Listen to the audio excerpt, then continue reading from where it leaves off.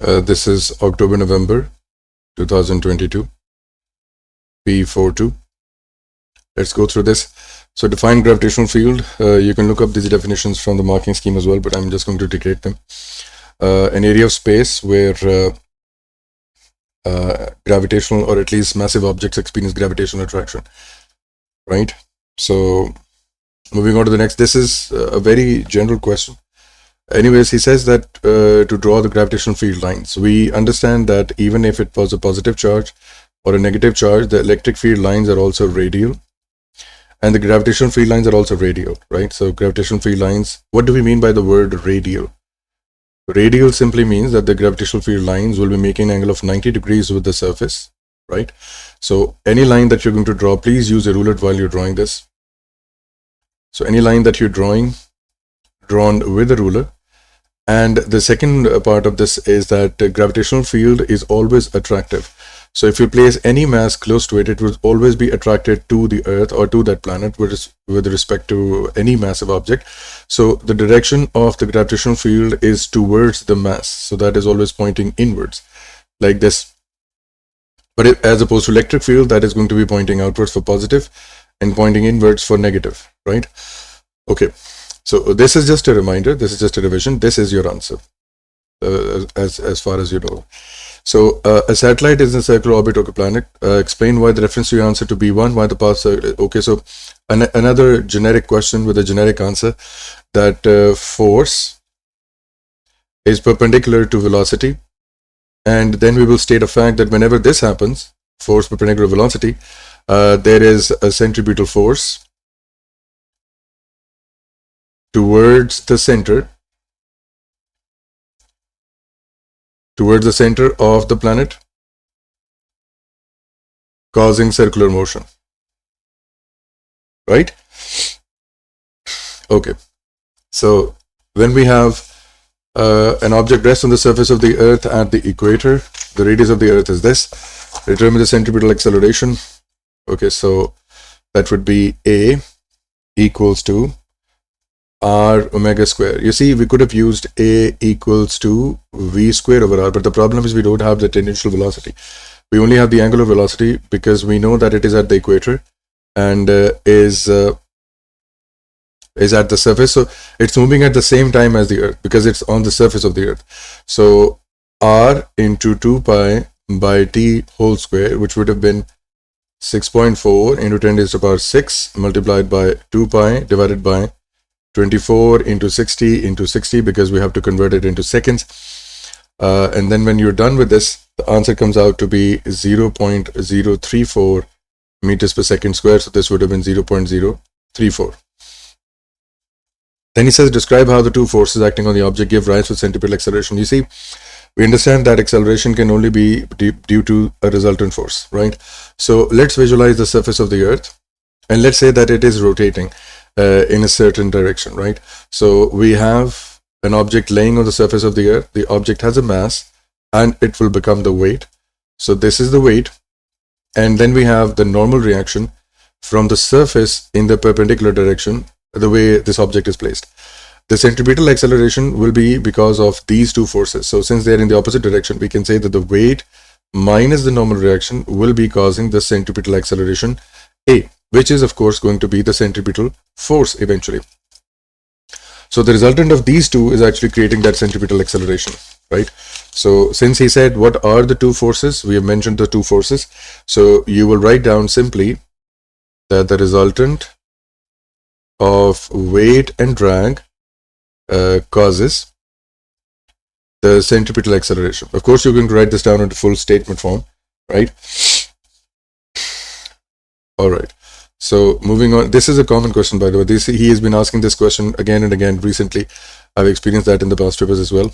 So please make sure that you understand this idea, right? Okay. So define specific heat capacity. Simple specific heat capacity is the energy requirement per kg, or you can say that the energy required to change the temperature of an object by 1 Kelvin if its mass is 1 kg. So we have to put everything 1 kg and 1 degree centigrade or 1 Kelvin and the energy requirement. This is the specific heat capacity. You can write this down in any terms of English. That's up to you. Okay, so a question, he says that initial temperature water, it is a water, and or it is a liquid at 0 degrees centigrade. The water supplied thermal energy E, okay, fine, increases to 8. There is no change in volume. So P delta V equals to 0. Or you can say that the W will be equal to 0 in the first law of thermodynamics. As expected, he says the first law of thermodynamics to complete this. So work done on the water is W, plus thermal energy is represented by Q, and then the increase in internal energy is represented by U. So since the P delta V was 0, this was going to be 0. So 0 plus E gives you, simple mathematically speaking, plus E. All right. So very simple and straightforward. Then he says the water is now heated, so the temperature increases by a further 8 to 16. Since the water is being heated again, there will be some energy present in the thermal energy category. This is just a prediction, right? This can't be 0. And then he says that the process of the volume increases so that work is done. You see, if you increase the volume of any substance, for example, it could be a gas, could be anything. If you let it to expand, or you can say it is doing work against the atmospheric pressure. If it is pushing against the atmospheric pressure to expand, then of course it needs energy to do that. And where is it going to take that energy from? From the internal energy, from the internal energy reserves. It will take that investment from that. So the work done on the water is W, because he's mentioned W, but we will add a sign over here. It will be negative because we allowed it to expand. And expansion only requires energy from the system. Anyways, he said that assume that the change in internal energy is the same as B1. So if the change was plus E, then over here this will again be plus E, as is mentioned in the question. Now we have to figure out what should we write down over here. So simply put everything in the equation as we've already understood. So that would have been W plus Q equals to delta U. Now what are the variables that we're replacing over here? We will replace negative W plus Q equals to plus E. Now this W goes to the other side. We are left with the E plus W. All right.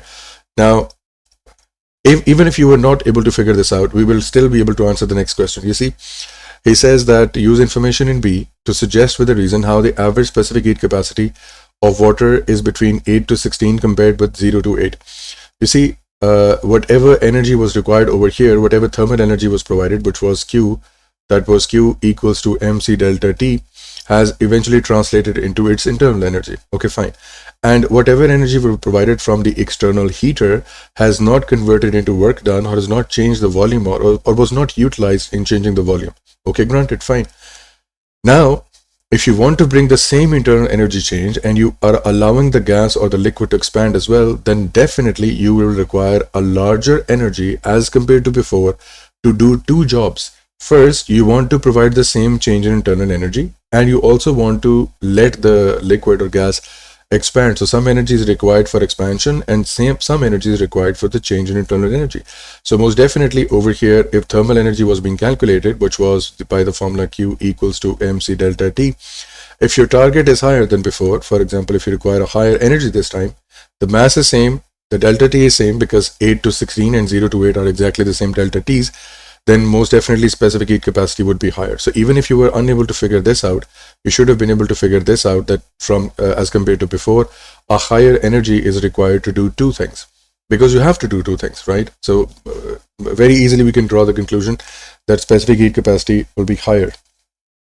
So you can simply write this down as more thermal energy is needed for same change in internal energy, and do work or work done by liquid to expand. Hence, C will be higher. Question number 3. That was an energy problem, right? Simple energy reserves. Do you have that energy? What energy do you require? A simple accounting problem. So every variable has to be identified in this. P is the pressure of gas. V is the volume, right, of the gas. N, now be advised that this capital N is actually the number of atoms. If we are very familiar or we are used to using the PV equals to nRT equation, that we sometimes forget that nKT also exists. It is actually an implementation of this as well, right? So K is the Boltzmann constant, right? It is a Boltzmann constant, and T, now don't simply write down temperature, write down thermodynamic temperature, because when you write down thermodynamic temperature, it implies that you're talking about the Kelvin scale. Just simply write down temperature will be wrong. So words matter, specific vocabulary matters. It says use the equation in A part to bring this proof or to prove this. So we have the equation PV equals to nKT given in the question as part A. We also have the equation that is PV equals to as 1 over 3 nm c square. We have both of these equations. So since we have these two equations and they are written in the syllabus as well, so we can equate them because they're both equal to PV. So we can say that nKT is equal to 1 over 3 capital Nm c square. Now n cancels out very easily. Let's take 3 over there. So this becomes m c square equals to 3 kT. Now it has started to look something like a familiar equation that what we are trying to prove. So what's missing in this whole equation? So we are going to divide this left hand side and right hand side with 1 over 2, so that this becomes half mc square, which will eventually become the kinetic energy of an atom equals to 3 by 2 kT.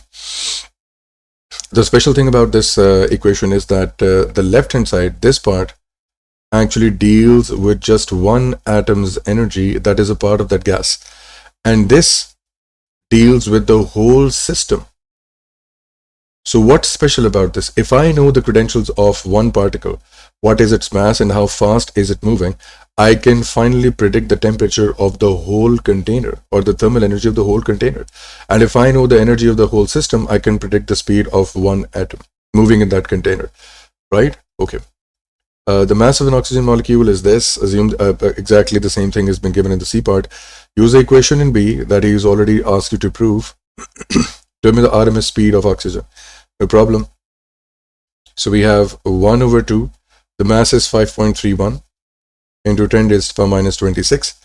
The RMS speed is what we need to find out, equals to 3 by 2 K. Boltzmann constant given in data booklet is 1.38 minus 23 into temperature is 23 degrees centigrade, so we will convert it into Kelvin, so 273 is added. So simply finding the value of C, please make sure that you take the under root at the end. So C comes out as 480 meters per second. So this is 480. Now notice one thing, that of course in the atmosphere we don't only have the oxygen, we have carbon dioxide, we have nitrogen as well. What will happen to them? Although they may be, for example, in this environment, they are at the same temperature. For example, nitrogen, oxygen, carbon dioxide, they're all at the same temperature. What will be different about them? You see, if they are at the same temperature, the right hand side is exactly the same. The left hand side will make a compromise. How? If nitrogen's mass is more than oxygen, then its speed will be slightly lower. Similar case with carbon dioxide. If there is a difference of mass, or if the mass is different from oxygen, their values of velocities will change in such a way that the right hand side temperature will again come out same, right? So this is for oxygen, carbon dioxide and nitrogen may be moving at different speeds, but nonetheless, if I include their mass and their respective speeds, they will give me the same temperature. That is, you can say that is the main goal of this equation, that one atom can predict the whole system. Now, second part requires a bit of mathematics and a bit of physics as well. So he says that the fixed mass pressure is P. Fixed mass means that the number of moles will not change, so you can ignore that in the discussion that you will have. Movable piston to one end, okay. The temperature is 23, that is inside the gas, it's 23 degrees centigrade. Is compressed, so the work is being done on it, so P delta V is positive. At all times, the gas container thermal equilibrium means that there is no heat exchange, which means that in change in internal energy equals to Q plus W, Q will remain 0, because thermal equilibrium means that no energy is being added or subtracted or taken away, right? sketch the variation of RMS speed. So similarly, using the first, at least the first law of thermodynamics, delta U equals to W plus Q. And we have the equation that was given in the question, which was half mc square equals to 3 by 2 kT. This is what we already know. So what relationship can I find in this? You see, Q was 0 and P delta V is taking place. So we have, in this equation, we have RMS and T. This is what we're looking at. So let's get rid of that bracket. So C square is being proportional to T, right? We take the under root over the other side. So this becomes C proportional to under root T. Okay. So we can see that while the temperature is constant, when he says the temperature is not changing, if the temperature is constant, then most definitely speed will also be constant. So the average speed of the molecules will not change. The simple conclusion straight away was this one. So it was going to look like a straight equation because the speed is not changing, because the pressure is not changing, or you can say the temperature is not changing, the speed will not change at any pressure, right? Okay. Then we move to question number 4, figure 4.1. He says simple harmonic motion, and there is a vertical system, I think, above the ground. Yes, a variation with time t height. Okay, so what does this look like? This looks like this. A mass is attached and it is being made to oscillate between two extremes.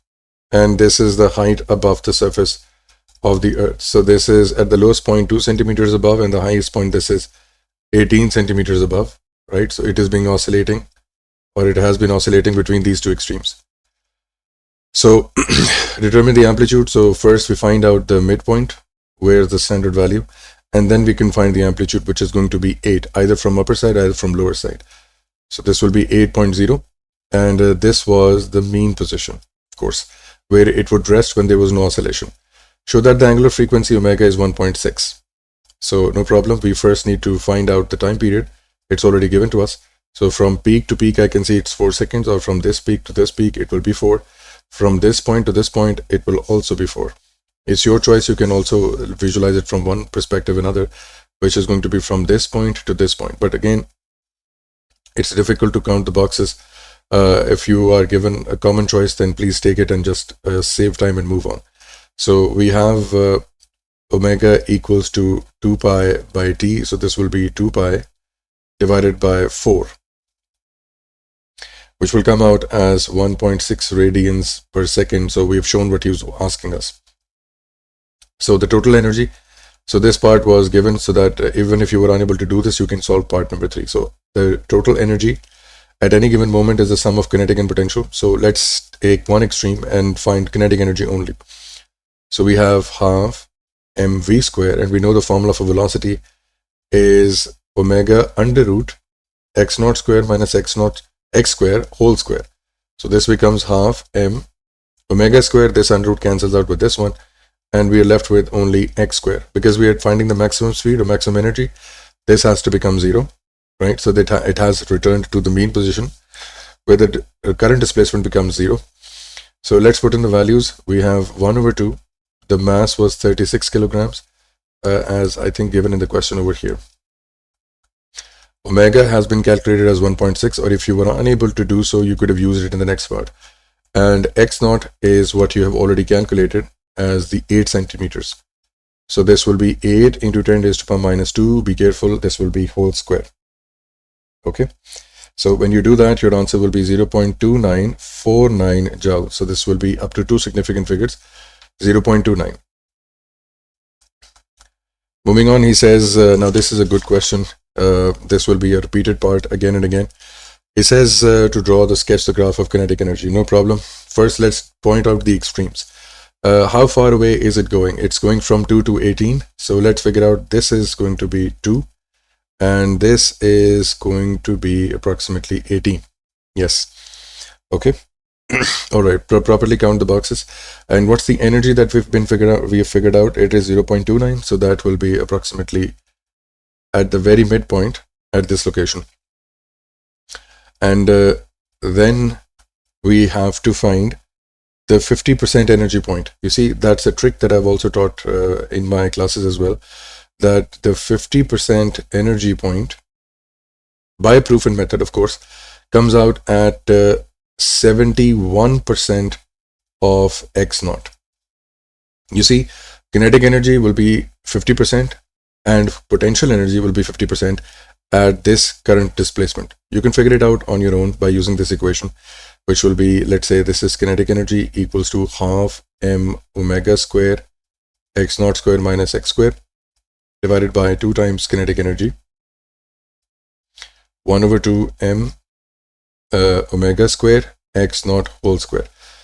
Maximum kinetic energy and half kinetic energy. Of course, this was 1 over 2, which was carried in the denominator, right? So when you figure this out, you realize that the half displacement point, or the 50% energy point, comes at x equals to x naught divided by under root 2. When you calculate this under root 2, this comes out as 70%, or you can say 0.71 of x naught. This is just a shortcut for that. So 50% energy, which will be at least 0.15 approximately, because that's 0.29.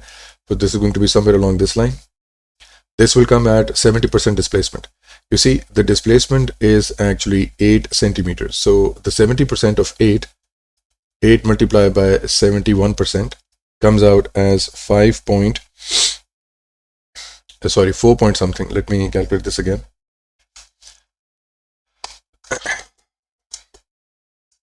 So 8 multiplied by 0.71. This is just a rough guess. This comes out as 5.7. So move 5.7 backwards. So 5.7 point actually will come at this location somewhere. Count this properly, and you will get to this point, somewhere around this line, over here. Okay. And similarly on the other hand side as well. So 5.7 in this direction, somewhere along this line. I'm just doing this roughly, but you will have to do this by counting properly the number of boxes. Okay, somewhere along this line. Yeah. So we have also calibrated for the 50% point, right? So this is going to come along this location, and over here it will be along this location, some roughly around this location. So let's draw the graph now. So this is going to go smoothly, trying to do this smoothly through these coordinates, right? Of course, I'm doing this with the ballpoint system, which is difficult to draw this over here in a smooth way. But of course, you can rotate the paper in a way that becomes smooth, right? So this is the graph, what it's going to look like. This will get you the full marks, okay? All right, and don't forget about this 50% trick. This will help you in questions, in graphical questions at least. So 5a, define electric potential. Again, a generic question, very, very often repeated question. It is the amount of work done, because we know that potential is voltage equals to work done by charge, or work done for the charge, which has been simplified as Q divided by 4 pi epsilon naught R. So simply the work done to move a unit positive charge from where? From infinity to that point where you're required to find the potential. Okay, so for example, if this is a positive charge, so you're bringing in another positive charge. So this is, let's say, an infinite distance, and this is where you want to find the potential. So you think about it in this way, that you're bringing it from this point to this point, right? Okay. An isolated conducting sphere, okay, V is the voltage, potential due to the sphere, displacement x from the center of the sphere, and you can see that it's a negative gradient graph. Why? Because there is a negative in the equation somewhere, right? Okay. And negative potential is generally for negative charges, because the work done is done by the sphere itself. Okay, so he says find the radius. So no problem. We understand that potential, this is what the sphere looks like. So the radius would be this much. So you can calculate this or read this from the graph. This will be very straightforward. So this will be 0.060 meters. The charge on the sphere, of course, we have the equation V equals to Q divided by 4 pi epsilon naught R. You can choose any value, by the way. You can choose any coordinate from the graph. You see, it could have been this one, right? It could have been this one. It could have been any pair of values of voltage and R or X. But I'm choosing this value. This is very straightforward. So you could choose any one. So Q equals to voltage into 4 pi epsilon naught R. So what voltage are we calculating this? This is at 850 at that point. 4 pi into epsilon naught is permittivity of free space, which is given in the data booklet. And then R was 0.060. So Q comes out as 5.67 into 10 raised to the power minus 9. Yes, minus 9 coulombs. So up to two significant figures, this will be 5.7 power minus 9. Again, I advise you, you could have done this with anyone. Choose any value of V and X, but of course, pick this from the graph or from the common points. Or it could have been this one. Doesn't matter. Okay. All right.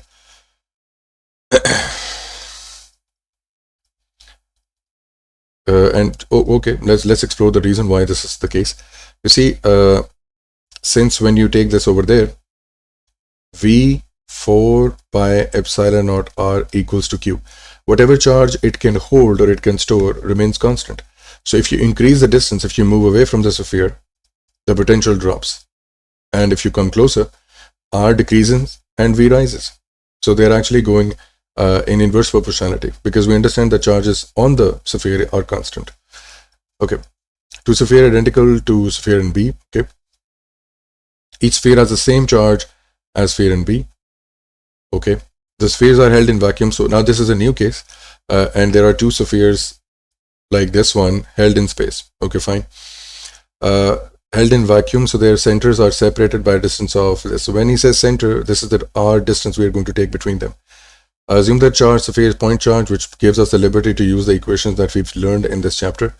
At the center of the sphere, calculate the electric potential energy of the two spheres, which means that if you take one sphere as a reference point, for example, this is one sphere, right? And there is another sphere. So how do we visualize this question? We are visualizing it in this way, that it was placed at an infinite distance from the sphere, and today it has been brought closer to a distance which is from center to center 0.46 meters away. So what is the electric potential energy between them, right? So electric potential energy, not just electric potential. So we are going to first find out the electric potential, and then we can find out the electric potential energy, similar exactly to what we've done in gravitational attraction as well. So first, to find out the electric potential energy, we have to find out the electric potential first. For example, we have to find the change in potential and then multiply with the charge that is brought closer to that charge in its vicinity. So the change in potential will be equal to, from infinity to that point, so that's going to basically look something like this. So Q divided by 4 pi epsilon naught R minus 0. Why minus 0? Because at infinite distance, at infinity, the potential is assumed to be 0, right? So potential is always thought about it in terms of a change. What's before and what's today? And of course, 0 doesn't mean anything, so it's not mentioned in the question, but conceptually speaking, this is important. Okay, and the charge that you moved in its vicinity was actually Q itself, right? Because both spheres have the same charge, so this is going to get Q squared. But anyways, let's solve this.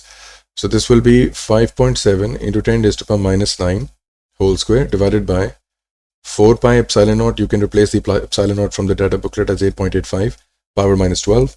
And R right now today is 0.46 whole square. Sorry, not square, it's a simple R. So when you calculate this, now please be advised what we've done. This was potential. This was a change in potential from infinity to this specific R, which is 0.46. And then multiply this with the Q charge that was brought closer to it. And where do we get this equation? This equation is basically the equation of voltage. Voltage is equal to work done by charge. So you bring a Q over there. So this becomes work done is equal to Q multiplied by V. So work done is in joules, and potential energy is also in joules. So that is where the inspiration of this equation actually comes from. Anyways, so the electric potential energy after this algebra comes out to be 6.3 into 10 raised to the power minus 7 joules. So this is the amount of energy that is required to push them together because they have exactly the same charge. So you have to add energy from external system. Okay. The two spheres are now released simultaneously so that they are free to move. Because they have the same charge, they're going to, of course, repel each other, even if they were negative or even if they were positive. So even if you were thinking about it incorrectly, your answer would still have been the same. Describe and explain subsequent motion. So you have to talk about it in terms of forces, acceleration, and velocity, and whatnot about this. Okay. So first you say that what's actually the force criteria. So force is repulsive, or they're going to repel each other, and that F is going to produce a result, and that resultant force is going to produce an acceleration. So what will you see? They will move apart, and they will first accelerate, but their acceleration will decrease because as they're moving away, the electrostatic force between them, which is Q1, Q2 multiplied by 4 pi epsilon naught r square, as the distance is increasing, the force is decreasing. So the resultant force is decreasing, the acceleration is decreasing. So they will eventually, velocity will become, eventually it will become constant. So velocity becomes constant when r approaches infinity. When they're infinite distance apart, they have no influence over each other. There is no repulsive force. There is no repulsive force at all.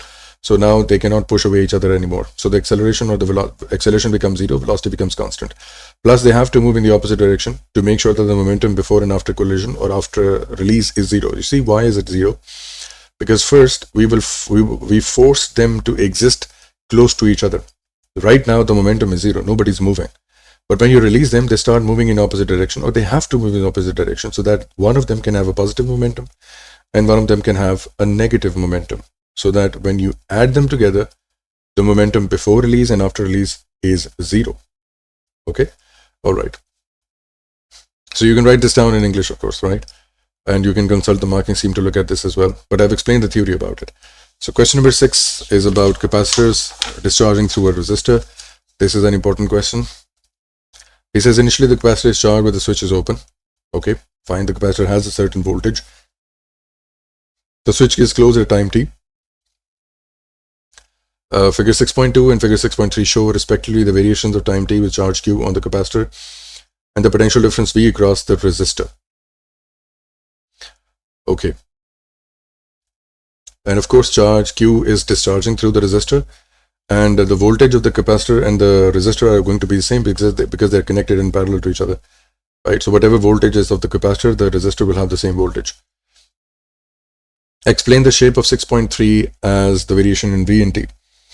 So first we have to suggest that if you're developing a relationship with voltage in respect to resistor or with respect to capacitor, you have to explain why you are explaining it with reference to capacitor or the resistor.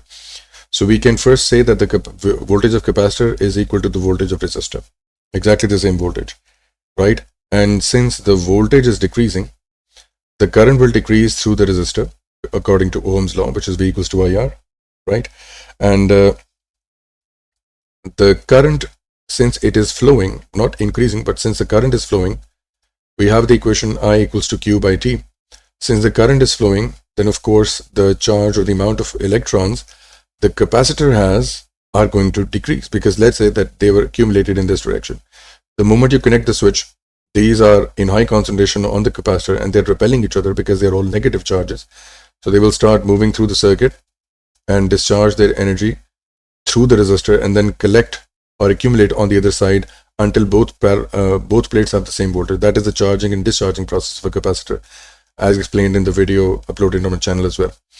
So the since the current eventually starts moving through the circuit, the capacitor loses charge. That's why the capacitor, or the graph 6.2, is also decaying in this manner.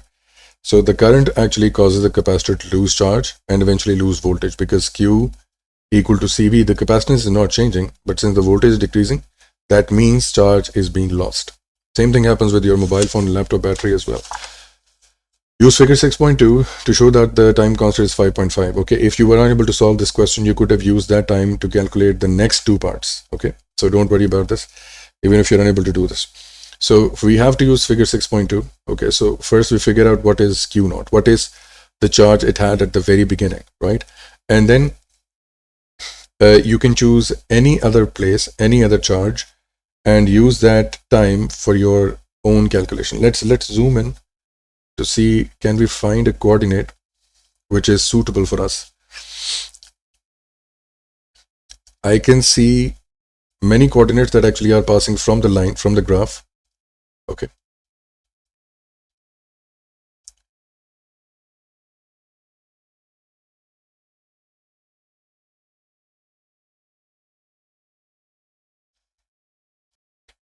So I can see two coordinates. It will be up to you, it will be your choice, but one of them is very straightforward, sort of. I can figure it out over here. So this is what I look like. This is what the coordinate looks like. And this is where it actually goes. So this becomes 7, 8, 9, 10. So my counting is correct. On the x-axis, I've counted this mentally. And this comes out as half of this. So this is 0.25. So I have two coordinates now. The first one, that is, this is actually 0.9. So this is 0.90, this is 0.25, and it happened after 7 seconds. So I have a few coordinates to apply in the equation that I've already known. That was Q equals to Q naught e raised to power minus t by RC. And this equation is used for voltage and current as well. So V naught e raised to power minus t by RC, or even I equals to I naught e raised to power minus t by RC. So what is the initial charge? What is the maximum charge it has? It has 0.90. Now please notice that since this is in millicoulombs, I should have written down millicoulombs, but since on the other hand side, I'm also putting a value for millicoulombs, so the milli factor is going to cancel out from both sides, so it does not matter. So this is actually 0.25, but when did this happen? So this is happening after 7 seconds, and RC is actually the time constant. We know that tau is equal to RC. Right? So we want to find RC in this equation. So first you take that 0.9 over there. I'm going to show you the algebra as well. When you do that, this will become 0.25 divided by 0.9 now. Then you have to take the anti-log. So this becomes ln of 0.25 divided by 0.90 equals to negative 7 divided by RC. Now this is a trick, or this is a shortcut. You can try this on your own, that when you take the ln or natural log of a number less than 1, the answer will be negative. So if the numerator is smaller and the denominator is larger, this will give you a negative answer. So now I know that this will give me a negative answer. So this negative will be cancelled out eventually. You can try this on your own, by the way. So when you do this, your answer for RC comes out as 5.46, which we have shown that RC is equal to tau, which is equal to time constant, which is equal to 5.5. He says use figure 6.2 6.3 to determine the capacitance C. So simply our formula was Q equals to CV. We are going to put the largest possible values, what it could have held. So this is going to be 7.5 volts. The Q naught, or the initial charge, was 0.9. So this is what it can do at these certain voltages, right? So the easy coordinates will be 0.90 into 10 raised to power minus 3. Capacitance we need to find out, 7.5 divided. So C comes out as 120 microfarads. Be careful about the power at least. Okay. So resistance R, this will be simply calculated as tau equals to RC. So tau is 5.5. R we don't know. Capacitance has come out as 120 into 10 raised to power minus 6. So this comes out as 45,800 ohms. So up to two significant figures, this is going to become 46. But I can't write 1000 or 10 raised to power 3 because kilo is already written. So be careful about this. You only write down 46. Question number 7. This will require a bit of an understanding in the second part, but let's see. Define the magnetic flux density. We are also familiar with this as well, which is B equals to F over IL. And where does this come from? This comes from the force on a conductor placed in a magnetic field. So make B the subject of the formula and you get this equation. When you do get this equation, you just have to explain this in English, right? So magnetic flux density is force per unit length and per unit ampere, or per unit current, right? So force per unit length, force per unit current. So this is what we're explaining. So we are explaining force per unit length and force per unit current separately in terms of theory at least, right? So this becomes the magnetic flux density. You can follow this from the book as well. Okay, so insulated coil, okay, 40 turns. This will be important in the next part. Cradle from the Newton meter, okay. And when it is just hanging, this is 0.563, which means that this is the weight of the coil, right? Okay, so length and other physical dimensions are given. Top end balance in the reading is 0. Okay, fine. The tower the lower edge of the is in the magnetic field region of a U-shaped magnet shown in figure 7.2. Okay, so it is possible that what this coil actually looks like is this. If I draw this in 2 dimensions or 3 dimensions at least, this is what it's going to look like. So we have a pole, let's say this is the North Pole, and this goes behind, and this is the South Pole, right? Just a moment, let me draw this properly and get back to you. So this is what it will look like, okay, to your eyes. This is how the lower part at least is being drawn, right? So this is what this lower part is being represented. Of course, the rest of the coil continues on the other side as well, but I'm not showing that over now. Okay, so let's see. We don't know. This is north or south. We don't know that, but to hell with this, we don't care. Okay, so he says that the 3.94 is being passed through it. 2.6, it changes by 2.6. It means that it could have been an attraction or it could have been a repulsion. But anyways, let's go ahead. Explain why the current causes vertical force on the coil. See, if there is a current in the magnetic current in the coil, let's say it is flowing in this direction, then according to right hand grip rule, if we just simply look at the thumb, and if this is the thumb and we try to grab the conductor like this with our fingers, then our finger tell us that the magnetic field is actually going to be in this direction. Okay, similarly the magnetic field is going to be in this direction. So we understand that the magnetic field around a conductor is actually circular, right? But that is what we are actually visualizing, at least. Okay, so we understand that the current carrying conductor has a magnetic field. Okay, fine. And that magnetic field will interact with the external magnetic field and eventually cause a force in the vertical region or a horizontal region. Now, why there is a vertical force? Let's go into great detail to understand this. You see, if I move to this direction, let's say if we zoom into this, let's zoom into the situation. This is what's actually happening, right? So let's figure out the direction of magnetic field over here. For the sake, of course, we don't know where the north and south is, but for the sake of understanding, the magnetic field is from North Pole to the South Pole, like this. Let's figure out the direction of force on every conductor. And for the sake of example, let's say that if the current is flowing in this direction, it will be flowing in this direction, sorry. And then it will be flowing in that direction, in this direction, and then over to this direction. Now, if you apply Fleming's left-hand rule, you will realize for these vertical lines or the vertical coils for this left-hand side, for example, the magnetic field is in this direction. Open the second finger in the downward direction, and you will realize that your thumb opens out in this direction, out of the page. So on this leg, on this point, the force is towards the out of the page.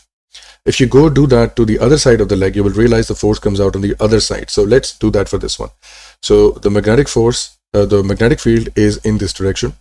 The current is in the upwards direction, as matching the arrow of the red color, and the thumb comes out to be in this direction. So this leg experiences a force in this direction. Okay, so this means that even if the poles were reversed, this was south and this was north, even if the current was reversed, for example, the current is upwards and the current is downwards because the loop has to complete, the forces will always be in such a way that they're going to cancel out each other's effect, but because they're always going to be opposite to one another. So these vertical lines are at least not participating. They're not intersecting, or they're not responsible for producing that change in weight of the system. Let's look at this conductor. What's this conductor doing? So let's apply the Fleming's left-hand rule again. So magnetic field is north to south.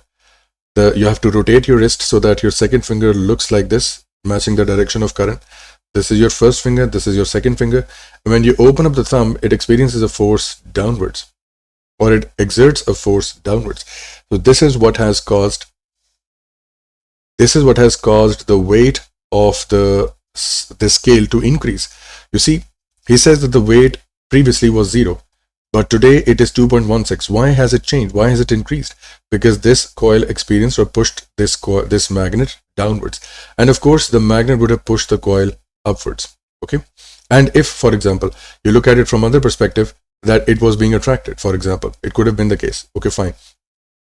If the coil is being attracted, then the coil is also attracting the magnet. So this weight would have reduced by 2.13 grams.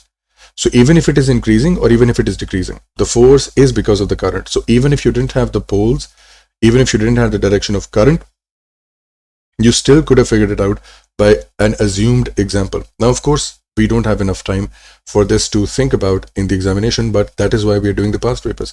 So we can tune our brain, tune our understanding to think like what the examiner is going to ask you, or to predict what he's going to ask you. And what about this vertical idea? You see, if you look at the force, if you just look at this one, so what has happened? You see, the force is actually downwards, right, which is in the vertical direction, but the magnetic field and the current are in the horizontal direction. You see, the magnetic field was in this direction, the current was in this direction. So if I make an imaginary plane in which they exist, this is that plane, or this is that 2D plane where these two things exist. They exist in the same plane. Even when you're using the left hand, you can see that. But we see that the force exists in another plane. That exists, for example, like this, in another dimension, in another 2D plane, right? So this is what he meant by the vertical force. This is what he was asking you. So first we will explain that current in the coil has a magnetic field that interacts with the U-shaped magnet, right? Once we've done that, once we've done where the magnetic forces are coming from, then we can explain where the forces are. So magnetic field and current exist in horizontal plane,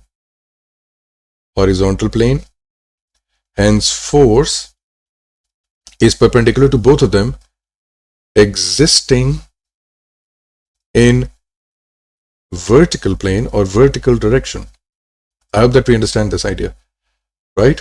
Okay, this was a good question in terms of visualization. At least this would have tested even the good of this, even the best of students. I can understand. Determine the three significant figures, the magnetic flux density B. So it's all about the formula, which we have F equals to ILB. Now, what has the flow of current caused? It has caused a force on the weight meter or on the weighing machine. So this is going to be actually mg due to ILB. Now, this was equal to just one wire. Now, since there are 40 turns, this will actually be multiplied by N, or the number of turns. So this become magnetic flux linkage. Now, when we use the word linkage in magnetic field chapter, that means that N, or the number of turns, are going to take part in that equation, because one magnetic field, or the magnetic field of one coil, is linked to the next one and the next one and the next one. So it's a multiplicity factor, one after the other, right? So mass was, the increase in mass was 2.16 grams. So simply 2.16 into 10 raised to the power minus 3. Why? Because we have to divide this with 1000 into 9.81. Number of turns were 40. The current was 3.94 given in the question. B is what we don't know, and length of the conductor which is exposed in the magnetic field or experienced the magnetic field, magnetic force. You see, these two didn't. The 5 centimeter length did not experience any force. They did if one was outwards, the other one was this side. So they ultimately cancel each other out.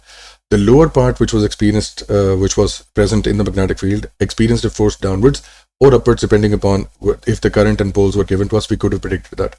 Okay, so that means that the force exists because of this, or because of the current of this wire.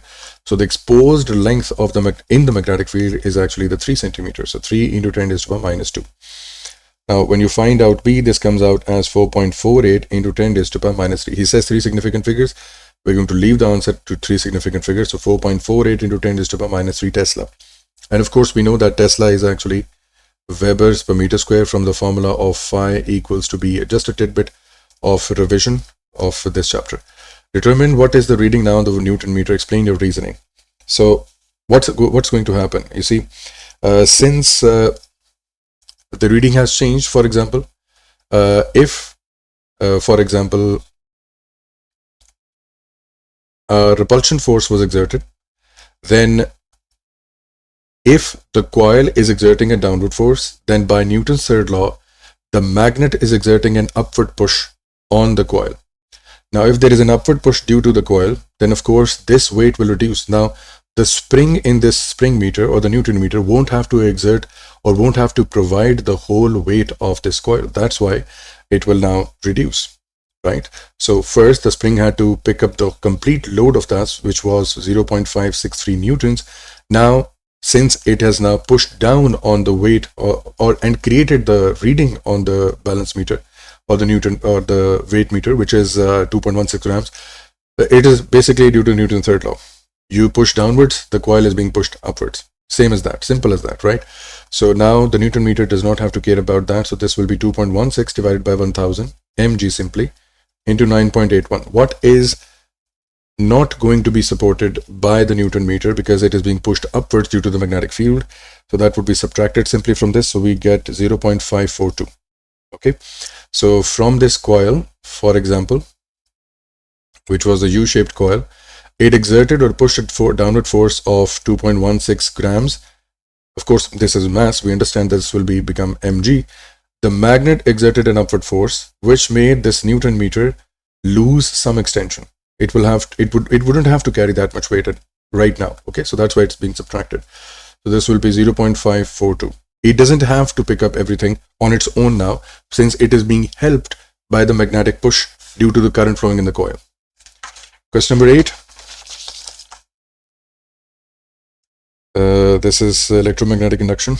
So simply, we will say that the induced EMF or the magnitude of induced EMF is proportional to rate of change of magnetic flux. Simple as that. And as I've advised earlier, you can memorize the definitions from the marking scheme as well or from the book. It's your choice completely. So there are two coils associated with iron bar. When you go to higher levels, the concept that he's showing over here is known as actually mutual induction. So you use the alternating current in one supply to produce a change in magnetic field through the core to induce a current or induce EMF on the other coil. This is primarily the principle of how a transformer works. But anyways, let's see. Just a connection with that chapter. So one of them is a supply voltage and the other one is actually being read on the other side. It says current I in the coil is this. Okay, fine. And we understand that I is actually proportional or at least responsible for the magnetic field or the change in magnetic field. This is what we already know. Okay. Again, a preemptive assumption before moving on to the question. So he says I1 x sine yt. He says use the graph to figure out these values. So we have x is actually the I naught or the maximum value of current that we can find out, which is 0.85 if you read the count the boxes from your past paper. So this will be 0.85 and the unit of course is amperes. For y we have to do a little bit of work. So this is the time axis and one wave takes 0.04 seconds. So y basically is the omega, which is equal to 2 pi by t. So y is equal to omega equals to 2 pi by 0.04, which I believe is the time taken. Yes, that is the time taken. So this comes out as 157 radians per second. So this becomes 160 and the unit will be radians per second.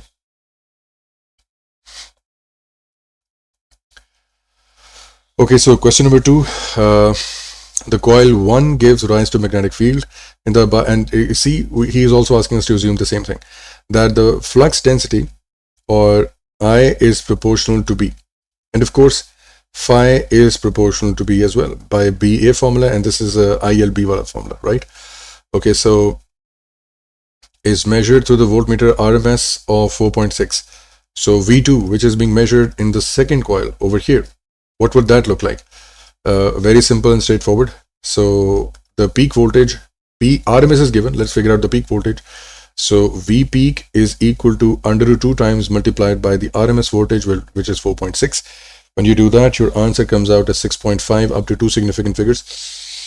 So we understand that we have to draw up to this point. But of course, please count the number of boxes to figure out the exact location.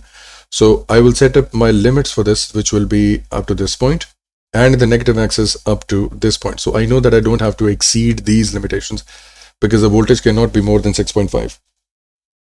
Now, this graph is slightly tricky. You see, this, he says that the current in the primary coil, or see the coil 1, is actually proportional to the magnetic flux density. Okay, fine.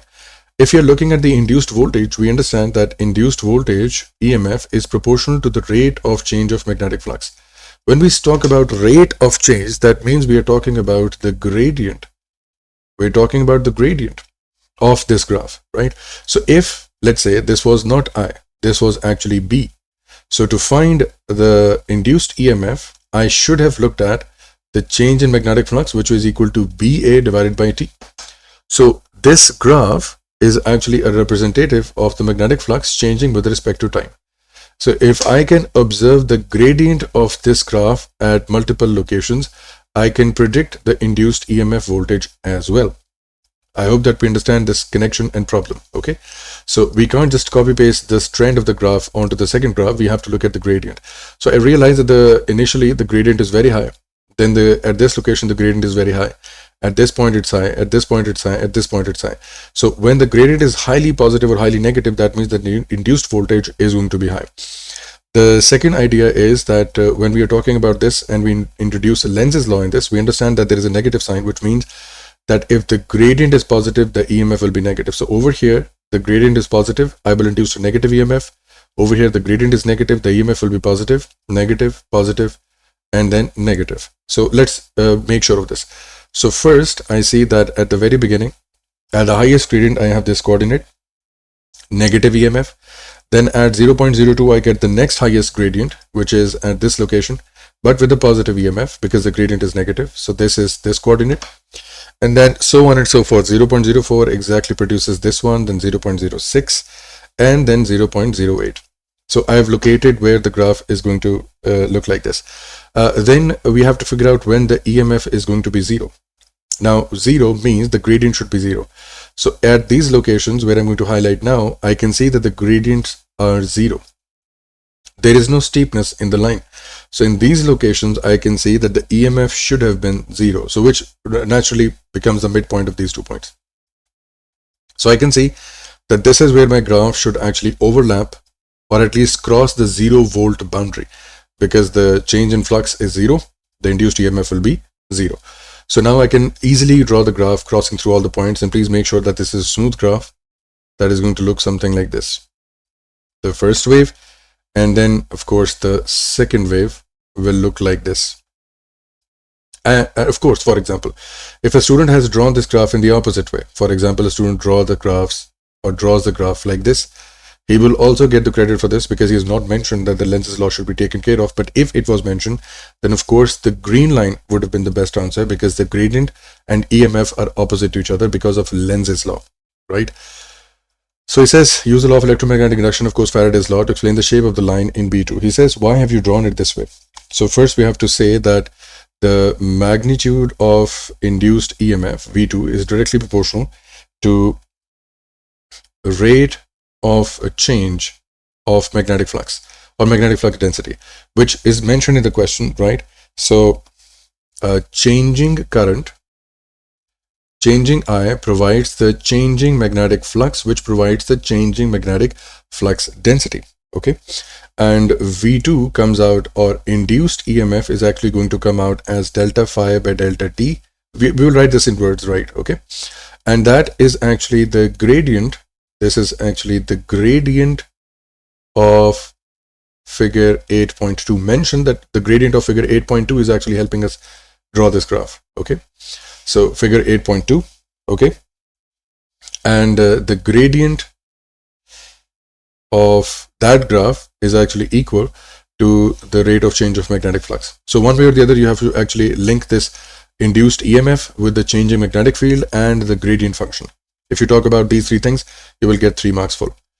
The next question is from absorption spectrum. Emission spectrum looks like that because it's from hydrogen. And yes, this is an emission spectrum. Okay, the number indicates the wavelength. Okay, fine. These are the wavelengths in nanometers as he's mentioned. Okay, fine. Explain how. And these are being observed in the lab with hydrogen gas that we have on Earth. Okay, so there is no Doppler effect. There is no issue in that because we are observing it directly. Explain how the emission spectrum provides evidence for the existence of discrete levels. So this is an emission spectrum, right? How the emission spectrum is formed. So we pass radiation or light in this, right? And we observe the pattern on a screen by passing the rest of the light through a diffraction grating crystal. And the diffraction grating crystal actually opens up all the waves. This is the concept that you've learned in AS physics as well. So if, for example, it's an absorption spectrum, light passing through it, certain lambdas will be absorbed and then re-emitted in random directions, which means that those wavelengths will be missing, right? So in the emission spectrum, that is, I've discussed about the absorption spectrum, but if this is emission spectrum, that means we are actually expecting radiation from a hot gas. For example, this is at a high temperature gas or hydrogen at high temperature. We pass whatever light it is giving off through a diffraction grating crystal, and then we realize that these wavelengths are being emitted and the rest of them are missing, which gives us the idea that there are discrete energy levels of electron shells from one point to another, which we've already studied in this chapter as well. So these wavelengths are actually representing the energy of a photon. So energy HF of a photon at corresponding lambda or frequency, right? The change in the energy level actually produces an energetic photon, which is visible on these locations, right? And discrete answer, because the energy levels are discrete. Discrete means definite. We know that it is changing from one level to another. We know that the jump is discrete. We know that there is no new level, or no new level can be formed between the two levels, right? It has to follow that pattern. It has to follow, let's say this is the first shell, this is the second shell, this is the third shell of the nucleus. So the nucleus is at the center over here. So we know that the energy levels are discrete, leading to a discrete or a definite answer for frequency or wavelength. Okay, all right. He says minus 3.4, okay, hydrogen atom, okay, fine. Relate to transition to the 3.4 level, 3.4 electron volt, 5 energy levels. So 1, 2, 3, 4, 5. Okay. He says show that the level of X is minus 1.51. Now, if you are talking about this, for example, okay, or this transition, then that would have been, since this is an emission spectrum, right? So the photon would have actually been released like this. So it would have transitioned, the electron would have transitioned from X to this, releasing a photon, right? Okay, so we need to find the change in energy level due to this. So that will go something like this. Energy level of X minus 3.40. And of course, electron volt will be multiplied still, because this is change in energy level equals to HF. Okay, and this frequency is going to give us the wavelength of HF, which is equal to HC by lambda, because we don't know the frequency, but we have to pick which one is going to be the wavelength over here. You see, this wavelength will be 658. Why? Because this is the smallest, this is the closest transition, right? If you had the transition done this way, the delta E, or the change in energy, increases. Proportionally, HC by lambda, lambda decreases. So if we are looking at this smallest transition, which is this one, then it should give me the largest wavelength, because it is inversely proportional to delta E. And all the rest of them are actually because of these transitions, from this point, so on and so forth. Okay, larger the transition, more energy will be with the photon, more energy will be possessed by the photon. So that's why we are actually looking at 658, because this is the largest wavelength. So it would have come from the smallest change in energy. So then we simply have to, multiply this with the EX equals to 6.63 into 10 raised to power minus 34. C is 3 into 10 raised to power 8 divided with 658 into 10 raised to power minus 9. Now, when you find out this energy, this whole has to be divided with the 1.6 into 10 raised to power minus 19, because we are dealing with electron volts. So before you take the 3.4 on the other side, first you have to convert this into electron volts. So first you convert this into electron volts, then you take the 3.4 over there, which is going to subtract from this value. So EX comes out as negative 1.51 electron volts. So this is going to be a level of minus 1.51 electron volts, as shown in the equation as well. The main part in this was to select which wavelength were you going to select? So naturally, you were going to select 658 for the smallest transition, largest wavelength will be possible. In some part of the emission spectrum, in say participation spectrum, the observed light from the star or the distant galaxy looks like this. So this is coming from the distant galaxy. And we know that they're made out of hydrogen and they're burning hydrogen. So their spectrum should have looked like this, but it doesn't. It looked like this, which means that there is a redshift involved. They're coming from far away. So the phenomena is redshift. We are familiar with that. State what is the phenomena, knows about that everything is moving away or the galaxy is expanding. So the galaxy is moving apart or away from the observer, which is standing on Earth, right? He says use these lines corresponding to determine the speed of wavelength of the receding galaxy. No problem. Let's pick out the 686. Okay, you could have done it with 509, 554, doesn't matter. So what has happened is that this 658 is now being observed in the laboratory as a new wavelength, as 686 nanometers. So it has shifted towards the red spectrum because of the Doppler effect. So now we use the equation that is also written in the syllabus, that the change in wavelength is divided by original wavelength is roughly equal to the speed of receding galaxy divided by the speed of light, a comparison of sort, right? So this will be solved as 686 minus 658, sorry, divided by 658. Notice that this lambda is actually what is the true value, right? So this is going to come from the observation and the true values change, and this is always going to be the true value that you've observed in the laboratory. At close hand, what you were observing, what's the true answer? The true answer is 658, not 686. Roughly equal to V divided by 3 into 10 raised to power 8. Of course, we don't need to include nanometers because in the denominator and numerator both are same. So simply take 3 into 10 raised to power 8 over there, and you find out that the velocity of receding of the galaxy is 1.28 into 10 raised to power 4 meters per second. So this comes out as 1.3 into 10 raised to power 4, which means that this galaxy is running away from us at a speed of 1.3. It's moving away from us. This gives us the guarantee of expanding universe. Anyways, the Big Bang theory.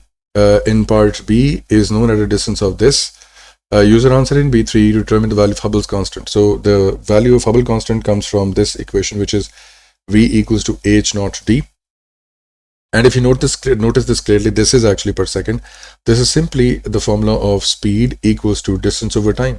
But 1 over t is actually the Hubble's constant. And they did this so that the graph would look like a straight line. Simple as that. Okay. So the graph of the Hubble's constant actually looks like this. This is V and D. Data gathered from different galaxies scattered around like this. And then they made a straight line through it like this to represent that constant. So no need to worry about that. If this is per second, what's that? It is time, but to represent this in a straight line as a gradient, this is what they've done. Okay. Anyways, so we have V equals to H naught D. We have found the velocity, which is 1.3 into 10 raised to power. Is it 1.3? Yes, 1.3 into 10 raised to power 4 equals to H naught multiplied by distance is given to us 5.7 into 10 raised to power 24. We find that H naught comes out as 2.3 into 10 raised to power minus 18, which can be written down over here. Okay. All right.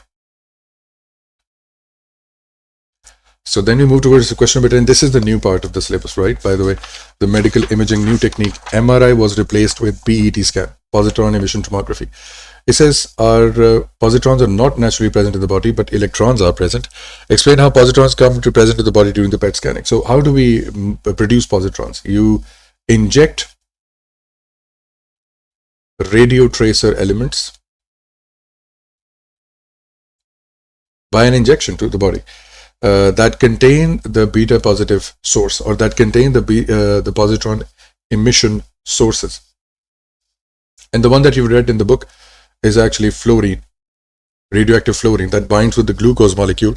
And when it binds with the glucose molecule, the cancer site absorbs high glucose because it's an abnormal creation of cells, and it rapidly multiplies, so on and so forth. So we know that wherever fluorine or radioactive fluorine bound with the oxygen, with the carbohydrate molecule, where the glucose molecule, wherever it is being consumed in a higher concentration, most definitely the cancer site would be or is probably existing at that position. Explain how positrons cause the emission of gamma radiation from the body during PET scan. So what causes the emission? So this is again a repeated question. So what do they do? So the positron or the beta positive interact with the electrons or the beta negative in your body that are naturally present and undergo the process of annihilation. Now, whenever in quantum physics annihilation occurs, it releases gamma photons or two gamma photons in opposite direction. One goes towards this side, one goes to the other side, and these gamma photons are detected by the CT scan machine, right? So the mass of the beta particles or the mass of this beta positive and negative converts into simple energy of the gamma ray photons, right? So the mass energy equation of Einstein, which is E equals to mc squared, causes them to be conserved, mass converted into energy, right? And that photons or these photons are simply detected by X-ray film or CT scan machines because they are also doing the same thing, okay? Show that the wavelength of gamma radiation detected by PET scan during the approximate 2.4. Explain your reasoning.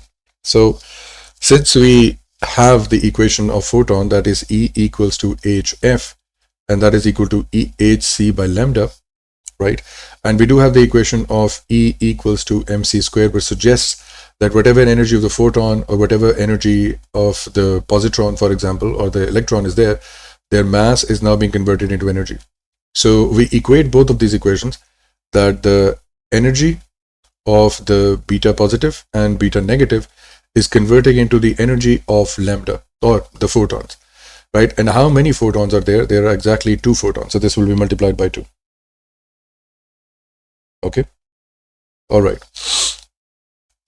So let's put in the value. So this is 2 electronic charges.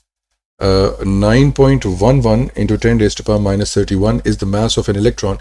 You can find this in the data booklet as well. So 3 into 10 raised to power 8 whole square equals to Planck's constant, which is 6.63 into 10 raised to power minus 34, data booklet value, C data booklet value, 3 into 10 raised to power 8 divided by the lambda, which is what we have to find out, equals to, and then multiplied by 2. Why? Because there were 2 charges. One was beta positive and one was beta negative inside the body. And these are 2 photons, so this will be 2. So basically it doesn't matter. One is going to produce just 1 photon, right? So because of 1, there is only 1. Anyways, we can find the lambda by rearranging the equation, and lambda comes out as 2.425 into 10 raised to power minus 12 meters. In these questions, I will suggest that you show at least 3 to 4 decimal places so that the examiner knows that you've actually calculated this on your calculator and you didn't ask anyone. Then round it off to 2.4 picometers so that he knows what you did and how you've actually come to this conclusion.